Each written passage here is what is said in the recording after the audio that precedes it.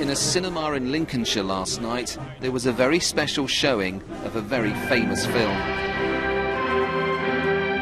70 years on, there was even one of the veterans in the audience.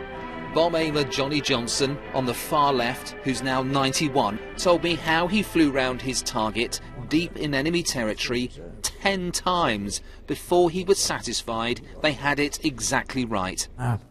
Crew humorist, Dave Roger in the rear turret.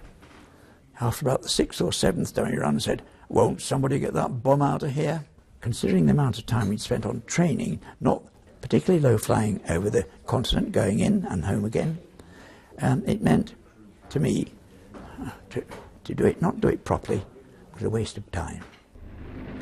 In May 1943, this most daring raid successfully breached 2 dams in Nazi Germany. It immortalised the men who flew the Lancaster bombers involved. They honed their skills to fly at 60 feet and drop a bomb which would bounce off the water over dams and reservoirs in Derbyshire. And later today, weather permitting, this Lancaster bomber will recreate that sight of one of these flying low over the water in the Peak District. It's a big deal for the crew of this plane as they pay tribute to the people who did it for real 70 years ago.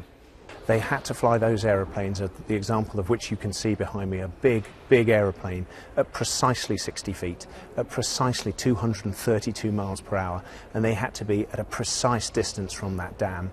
And the fact that they came up with a method of doing that and they practiced that very, very difficult task, not only by day, but they did it by night, is just unimaginable. 53 members of 617 Squadron were killed during the mission. The daughter of Barnes Wallace, the inventor of the bouncing bomb, told me how he mourned their loss. He felt it was his invention that had destroyed them. Of course it wasn't. It was in a way and it wasn't in another way. But that's what he felt, and he was very, very, very sad for the rest of his life. The commemoration of the Dambusters raid will see some spectacular flypasts to remember the ingenuity and courage involved. And at sunset today, there will be a special service to remember those on both sides who died 70 years ago tonight. Danny Savage, BBC News, Lincolnshire.